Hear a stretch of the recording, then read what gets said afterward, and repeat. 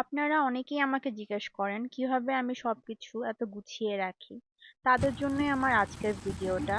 Totally unfiltered একটা video, যেখানে আমি দেখাবো আসলে আমার ঘরটা কত মেসি থাকে। প্রত্যেকটা ঘরই আসলে মেসি হয়, আর বাচ্চা কাচ্চা থাকলে আর তো কোনো কথাই নাই। যখন মন শরীর ভালো থাকে তখন সবকিছু গুছিয়ে রাখাটা অনেক ইজি হয়।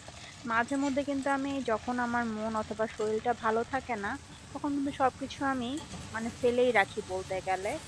আর যেটুকু করলেই না ওইটুকু গুছানোর চেষ্টা করি, যেমন কাউন্টার টপটা একটু সুন্দর করে গুছিয়ে রাখি, ডাইনিং টেবিলটা গুছিয়ে রাখার চেষ্টা করি।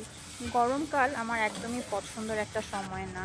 শীতকাল কবে আসবে আমি প্রতি বছর এই অপেক্ষায় থাকি। তা শীতকালের আলাদা একটা বৈশিষ্ট্য হলো বিভিন্ন ধরনের রঙিন রঙিন সবজি পাওয়া যায়। আর এই সময় না খেতেও খুব ভালো লাগে।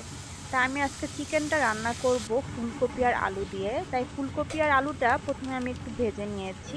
বেসিক কিছু মশলা দিয়ে ভালো মতো কষিয়ে নিচ্ছি। আমি গরম মশলা ইউজ করব না, তাই আস্তে কিছু গরম মশলা ইউজ করলাম। ভালো মতো কষতে কষতে এদিকে আমি শাক বসানোর জন্য বেশি করে পেঁয়াজ, রসুন আর কাঁচামরিচ ভেজে তারপরে সিম আর আলু দিয়ে দিব।